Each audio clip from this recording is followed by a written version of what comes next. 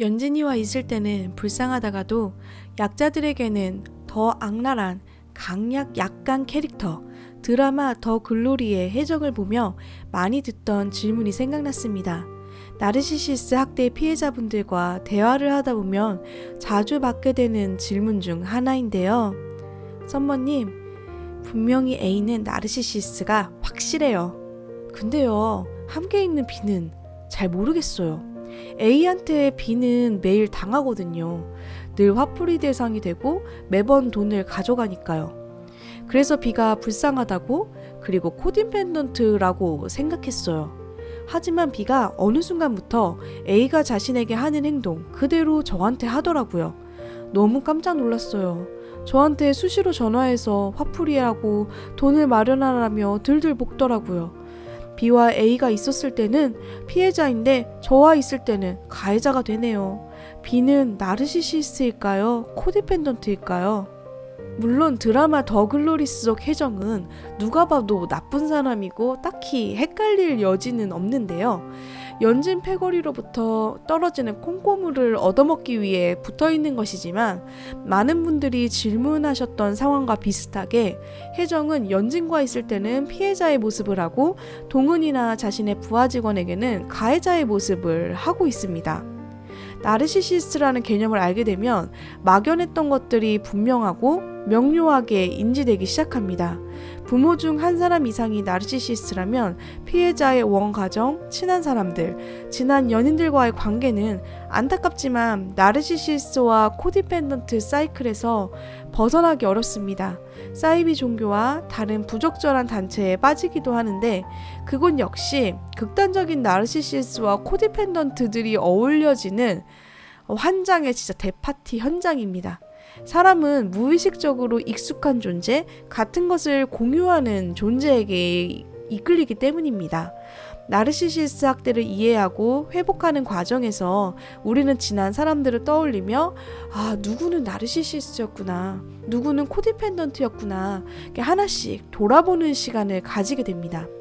하지만 때로 피해자들을 더 혼란스럽게 할 때가 있습니다. 과연 그 사람은 코디펜던트였을까? 나르시시스트였을까? 하는 생각이죠. 물론 A에게 하는 행동은 누가 봐도 코디펜던트인데 나에게 하는 행동은 나르시시스트이니 헷갈리기 그지없습니다. 많은 분들에게 왜 이게 궁금할까요? 어차피 나를 힘들게 하는 사람이니 말입니다. 제가 찾아낸 이유는 바로 나르시시스트 학대 피해자들은 상대방의 행동을 합리화해주고 정당화해주려고 노력하기 때문입니다. 코디펜던트라서 그런 걸 거야 라고 생각하며 변화의 희망을 찾기 원합니다. 그래서 그 사람이 나르시시스트인지 코디펜던트인지 구분하고 싶어하고 과도하게 그 부분에 집착합니다. 하지만 한 사람이 항상 강자나 약자의 위치에서만 있는 것은 아닙니다. 관계는 상대적이기 때문이죠. 그리고 나르시시스나 코디펜던트 모두 누군가를 통제하는 관계, 누군가를 착취하는 관계, 누군가는 자기 연민에 빠져 허우적거리고 다른 누군가는 이를 해결해주거나 위로해주는 대화라는 이 패턴에 익숙해져 있습니다. 무의식적으로 자신에게 가장 익숙한 관계에서 편안함을 느낍니다. 때로는 자신이 위에서 착취하는 사람으로, 때로는 자신이 아래에서 공급하는 사람으로 말이죠. 해정 또한 자신을 존중해 줄 수 있는 상대를 만났을 때 건강한 관계를 맺었다면 좋았겠지만 해정은 누구를 만나든 연진과 자신이 맺은 관계를 반복하기만 합니다. 때로는 자신이 연진의 위치에, 때로는 동은의 위치에서 말이죠. 대학에서 친하게 지내던 몇 안 되는 친구 한 명이 10년이 흐르고 나서야 이런 소회를 하더라고요. 썸머야, 참 그때 우리 본관 잔디밭에서 많은 대화를 나눴지. 물론 너가 들려준 이야기는 암울하고 우울한 이야기들이었고 저는 그 이야기를 듣는데 참 미안했습니다.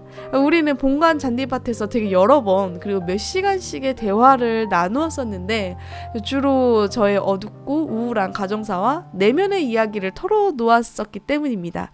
저는 그런 대화밖에 몰랐습니다. 밝고 재미있는 주제로 대화하며 친구를 사귀는 법을 몰랐습니다. 제가 평생 경험했던 대화랑 10년 전, 20년 전 아픔을 하나씩 꺼내놓으며 몇 시간이고 주구장창 늘어놓는 것 뿐이었거든요.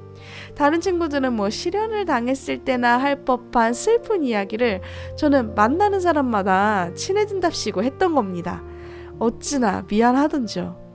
코디 펜던트가 맺어왔던 착취와 공급이라는 관계는 도미노와 같습니다.